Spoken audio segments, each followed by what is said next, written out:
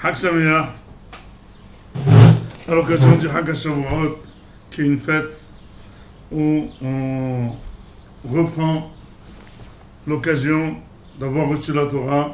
Donc il faut absolument s'armer de valeurs, d'aimer la Torah, d'investir dans la Torah.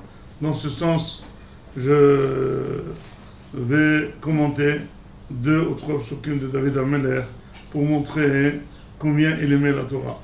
Vous savez qu'on utilise énormément dans les Midrashim David HaMelech comme celui qui aimait énormément la Torah, malgré qu'il était un roi, qu'il était un guerrier, qu'il avait énormément d'occupations, il étudiait toute la journée. C'est marqué Ma ahavti toratecha kol hayom hisihati. Combien j'aime ta Torah, tous les jours je parle, c'est ça, je parle que de la Torah. Disait le Fashim que comment on peut savoir qu'est-ce que aime quelqu'un. Il faut savoir de quoi il parle. Quelqu'un qui aime l'argent, il parle toujours de l'argent. Quelqu'un qui a peur de tomber malade, il parle qu'il faut être en bonne santé. Tous les jours, il dit l'essentiel c'est la santé. Tout celui qui est menacé dans son travail, il dit bon, l'essentiel c'est que je travaille. Celui qui aime la Torah, toute la journée il aime la Torah. Il dit David HaMelech, Ma ahavti toratecha. Combien j'aime ta Torah, la preuve, c'est que toute la journée je parle que de ça. Encore un petit dikdouk dans le passouk, c'est marqué Kolayom Misihati. C'est quoi le mot siha? Vous savez qu'il y a 2 styles de parler pour la personne. Quand la personne parle des choses sérieuses, elle parle de ce qu'elle veut sérieusement. Mais chaque personne, elle a des petites pour parler des choses qui ne changent pas tellement, de l'actualité, des sports, du tourisme, etc. etc. Dit David HaMelech que même ma siha, ça veut dire ma petite discussion, entre les discussions sérieuses, je parle que de la Torah. Ma ahavti toratecha kol hayom misihati.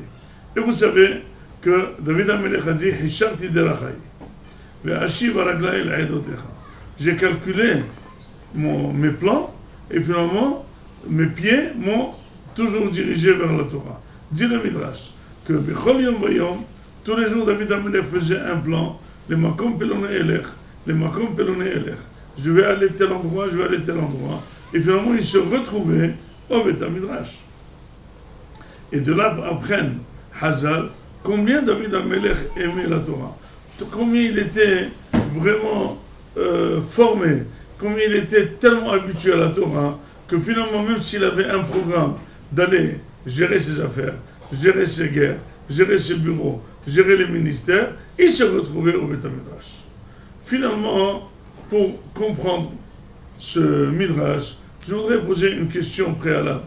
Si David HaMelech avait des programmes tous les jours, et il se retrouvait par accident, je dirais, au Beth HaMidrash, donc finalement il n'a jamais prévu d'étudier.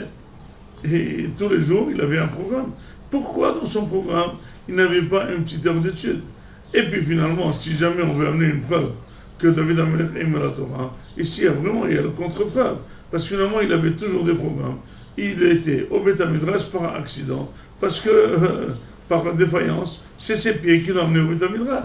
Pourquoi David HaMelech n'allait pas au Beth HaMidrash tous les jours de manière voulue, ne serait-ce que pour 1 heure? Encore une question. Finalement, quand David HaMelech s'est retrouvé au Beth HaMidrash, et tous les jours il se retrouvait au Beth HaMidrash, il fallait peut-être déposer des missions. Est-ce qu'on peut gérer un État? Est-ce qu'on peut gérer un pays? Est-ce qu'on peut gérer une économie? Est-ce qu'on peut gérer des guerres à partir de Beth HaMidrash? Et finalement, puisque le programme de David HaMelech était d'aller ici et d'aller ailleurs, donc il avait toujours des programmes, donc il avait toujours des rendez-vous, il devait rencontrer des ministres, des chefs de service, des chefs de bureau, il fallait les rencontrer.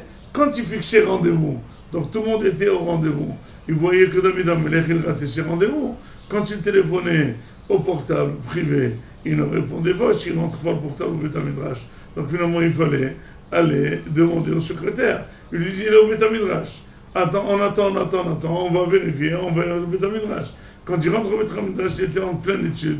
Il leur disait, je vais vous donner des hidushim. Donc finalement, comment cet État était géré?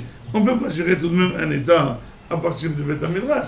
Donc finalement, David HaMelech ayant reçu le rôle de gérer l'État, d'être Melech, réellement, il n'était pas tour de l'Imotora. Il ne fallait même pas étudier. Pourquoi il a continué à gérer l'État et à se porter comme roi alors qu'il n'avait pas ni le temps ni les forces d'investissement dans l'État pour le diriger. Et là, il faut dire que David Amelech, quand il ratait ses rendez-vous, quand il se retrouvait tous les jours de Beth Midrash, il voyait que tout de même, il avait tout réussi. L'économie était florissante, les guerres étaient remportées, avec le peu de temps qu'il s'occupait de l'État, tout réussissait. Et donc finalement, il voyait qu'on pouvait diriger l'État par les ministères et du ministère, mais on peut aussi diriger l'État par le Beth Midrash. Que quand Akadosh Baruch Hu veut que quelqu'un réussisse, il ne faut pas faire beaucoup d'efforts. Il faut juste bouger, appuyer sur quelques boutons et on voit la réussite.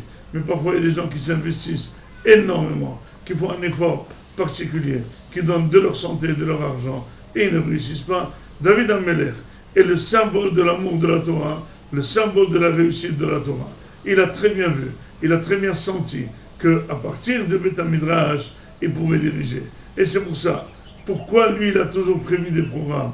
Parce que un son crime à la NES, il ne fallait pas compter sur le miracle. Mais finalement, il était tellement rodé, je dirais, dans l'étude de la Torah, qu'il se ramenait toujours au Beth Midrash. Et il était tellement persuadé qu'à partir du Beth Midrash, c'est là-bas qu'il devait pomper toutes ses réussites. C'était ce qui se passait. Donc finalement, Hachamim nous ont dit, si tu veux savoir combien la Torah est aimée par David Amelech, regardez comment tous les jours il a fait des programmes. Il voulait diriger la chose de manière naturelle. Finalement, par la Torah, il a dirigé.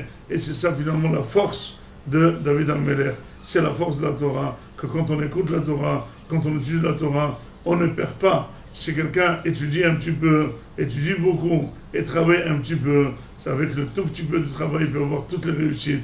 Quand Akadosh Baruch Hu veut, toute la réussite revient à la personne de manière très facile. Et c'est un encouragement pour nous, pour chacun qui écoute, combien on devrait investir dans l'étude de la Torah, combien on devrait s'investir dans la Torah, combien on ne devrait pas prendre à cœur les problèmes de tous les jours, justement prendre à cœur l'étude de la Torah et laisser Akadosh Baruch Hu gérer les affaires, gérer nos réussites, et Ratson que vous voyez dans toutes vos entreprises, des réussites, de la Hatzlaha, et surtout terminer sa vie avec un bilan, le maximum de Torah, le robe de Torah, un petit peu de travail, plein de réussites. Réussite dans vos foyers, réussite dans vos enfants, réussite dans vos entreprises, et surtout, Yehi Ratson, chez Tiskun, chez Shem Shamayim Tkadesh Alitren, Hag Sameach.